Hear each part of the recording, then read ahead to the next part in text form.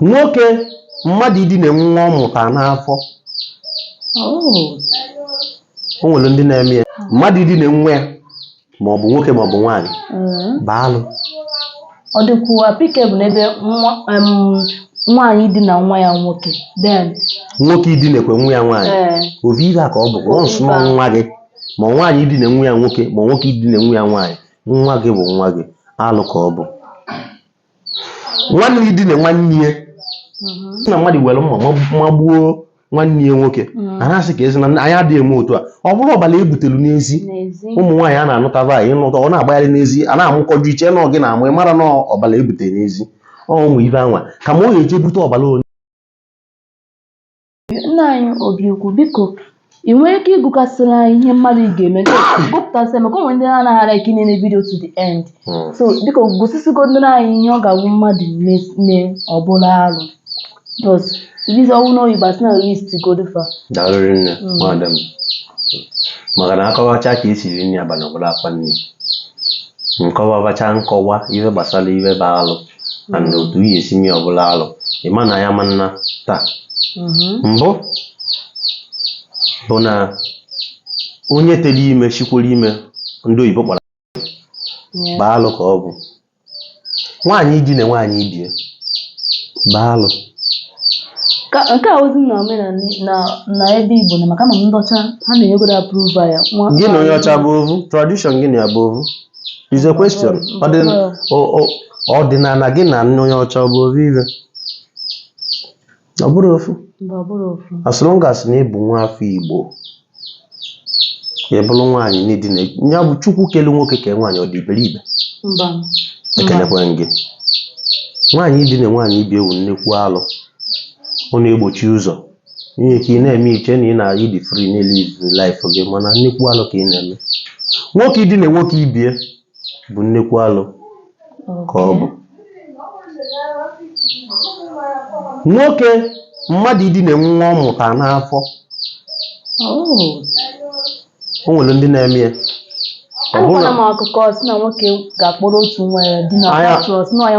Anyị akpụgo alụ dị iche ụdị alụ ahụ ugboro mana alụ efi anyị ka ọbazie ka nkọwaba alụ dị iche iche ma ibe eji agbụ ya ọ dị iche iche nye mana ya ma nnata ndị ire gị ike ya agbụba mmadụ idina nwa ya ma ọ bụ nwoke ma ọ bụ nwaanyị bụ alụ.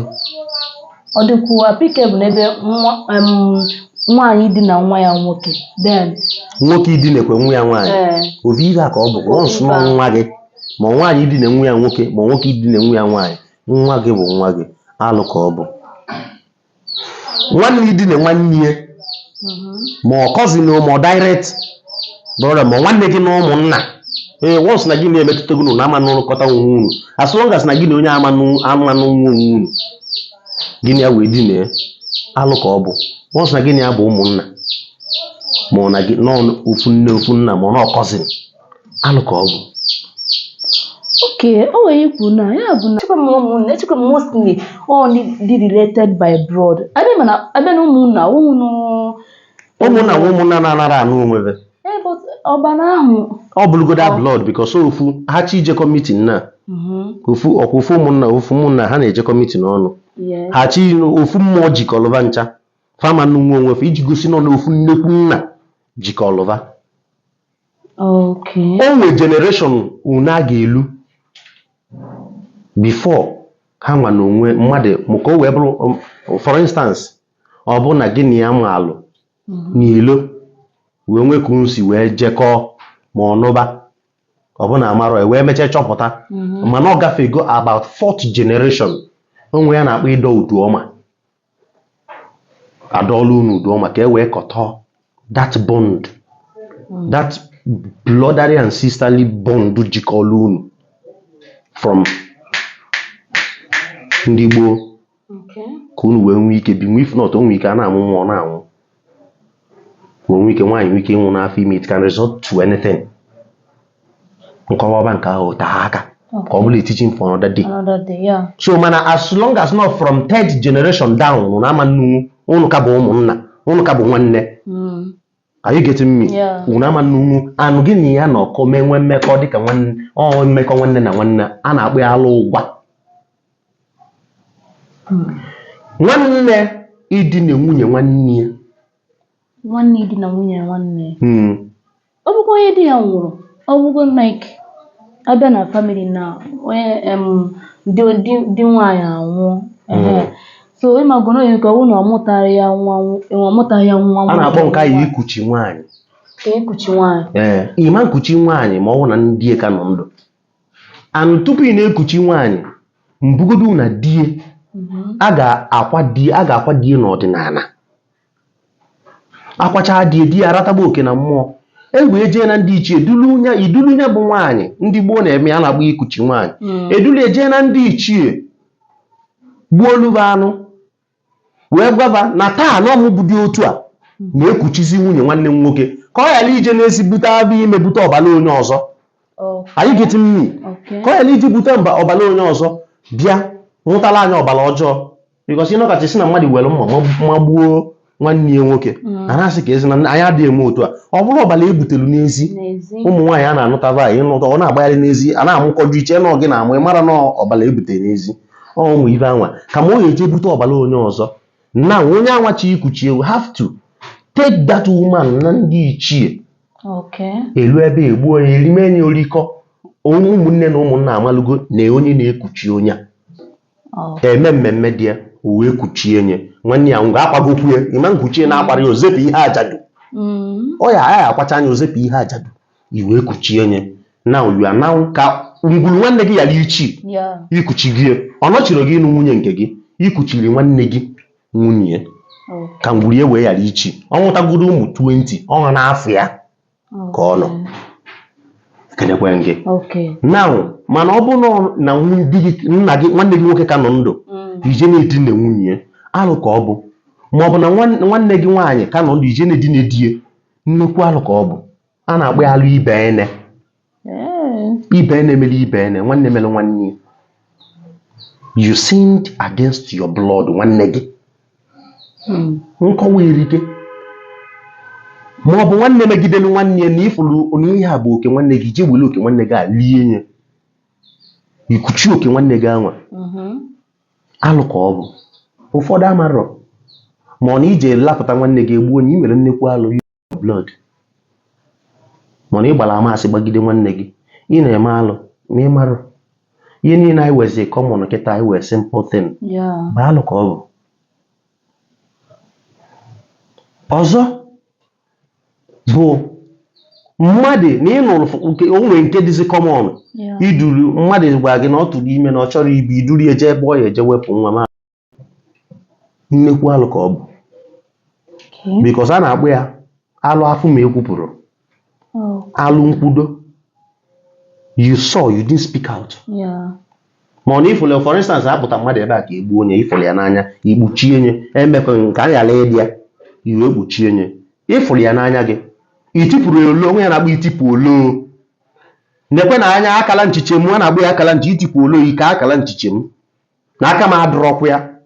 Ndị Baịbụl kpọrọ ma akwọrọ aka Pontius Pilate mgbachi igbu Jizọs Kraịst onye akwọ aka Pontius Pilate a na-akpọ ihe ka akala nchiche m n'ọnụ Igbo na m adụrọkwa na n'ime n'isi gị na m adụrọkwa na ya ọkwa alụ ka ị na-achọ ime ikwupụgoro onwe gị. Mana as long as ị nụrụ ya na ntị support nwa je wepịa m iwere ego gị your hard earned money support ọnya ịdị ya na-agbatasị gị alụ gị na-asị na ime nụrụ but you supported who did. Ị support onye melụnụ definitely na ịdị ya. Nwoke na nwaanyị enyi gị nwaanyị ma nwunye gị tụtara ime mebi n'ịmụ jugo ị chọrọsị ịmụ iwere ego nye nwunye gị eje ma unu mere ezigbo alụ unu gburu mmadụ.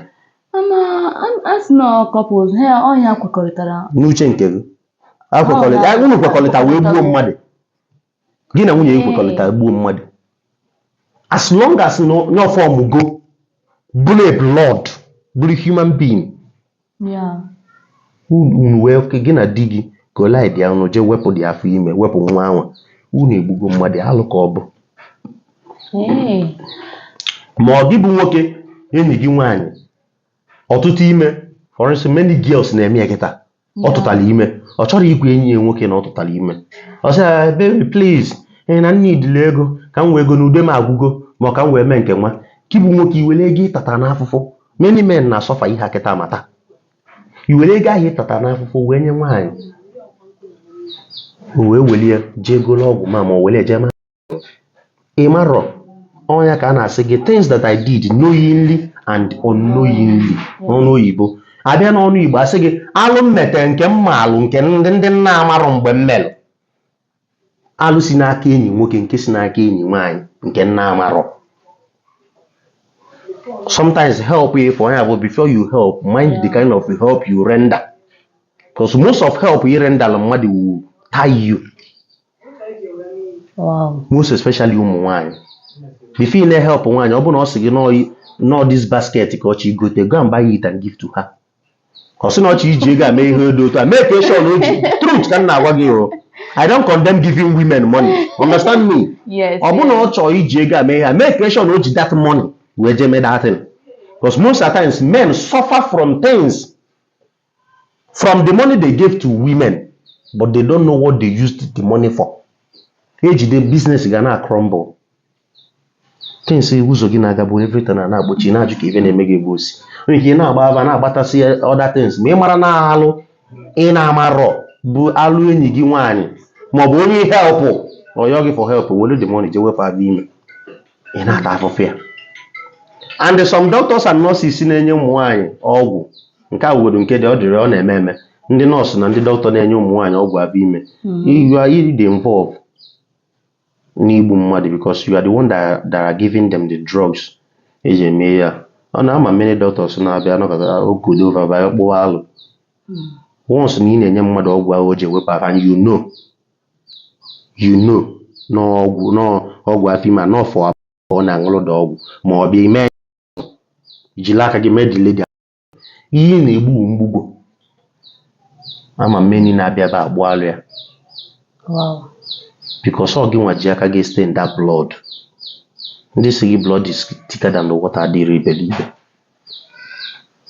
A lot of alụ inye mmụọ ajọ nni ma mmụọ ikwesị anụ ikwesịrị igburu mmụọ ma ọ na ivu alụ wee je na-enyechi gị nri. Ụfọdụ na-asị na m na-egburuchi m anụ na anụ na-egburuchi m na ihe na-egburuchi m ma ọ na-aga aga na ọda na onwere ihe na-afụ na alụgo m ọlụ mmiri 20 times na ọlụ alụtali ya o siri onye na-alụ ya n'aka. Ị dịkwa ọcha wee na-eje mmiri anwa alụ ọlụ mmiri anwa 1. Ị dịkwa ọcha wee na-egburuchi gị anụ ahụ ị na-egburuchi gị 2. Ị dịkwa ọcha wee na-achụ àjà ma awele alụrụ gị asị na agwọ ọlụ gị ọgwụ awele na ọ gara aga. Ị dịkwa ọcha izuikwakwala mmụọ gị na ya yi na nna alụ ọlụ dị otu a. Those are the things ọ ya bụ ọ bụ na imeri ya na-alụ ọdụzọ ọlụ ma ya gana. Because I'm afọ na many complain na asị na alụgoro m ọlụ 7 times ọlụ mmiri ọ gara aga kedị ka ụzọ gị si dị ichukwala mmụọ ndị kwesịrị ichukwa befe elu ọlụ mmiri a egbukwala alụ ị na-enekwa m nwere alụ dị n'ụzọ gị as long as na alụ dị na ndụ gị ka m gwa gị nwantị na anyị na-amarụ anyị bụ Igbo as long as na enwere alụ enwe dent dị na ndụ gị iwe na-alụ anything bụ ọ na-achụ aja ihe ọbụla bụ ọba aja olesi ma ọ nọọ ajọ ọgwụ ka ị na-agwọ ihe nọ na-aga ma as long as na-aja bụ ezigbo aja ka ị na-achụ once ị nwere dent n'ebe ị nọ ọma nganata put me anywhere I'll come and prove it. Agbata sị na onye alụchala ọlụ dibịa alụrụ ya mara alụ na alụchala ya ọ gara aga gaa jee gbaa ya n'afa enwere something na blọk onye a one isi da na alụ dị na ndụ ya ma ọ na mmụọ dịbe nna ya mara na ọ na-alụ ọlụ anwa mostly na alụ dị na arụ onye anwa. Ọ bụrụ na ọ kpụchapụla alụ anwa kpụọ ya ka esi agbụ alụ nwere ihe ọlụ ga-aga ọsọ ya Igbo olu chi efi chi ama nlie because one ụnụ ibi ya ụnụ for instance ime travel bata everywhere the food with cobwebs right ya dakpu n'ime cobwebs ajidi na lanụ na ọkwa ihe ekochesie fiche everywhere fiche dust tichesie fiche wee baa na ya ụna ka ọ dị as long as na alụ dị na ndụ gị nwere mmụọ na-emelu gị nwe ike ịlụ nwa ọlụ na ndụ gị bụ ezigbo ọlụ because you are full of cobwebs it is stained. Ọ bụ na aka gị na iji aka gị weje kpochie dustbin na kpochie dati kpochie nsị ihe eji nwe ewelu nri na-ebiri nri na-eri n'ọnụ. Oye a typical example of it before you wan were aka dị stained with blood na-enye mmụọ nri ka o lie ọma nka ọsọ gị gbo rie the highest agbo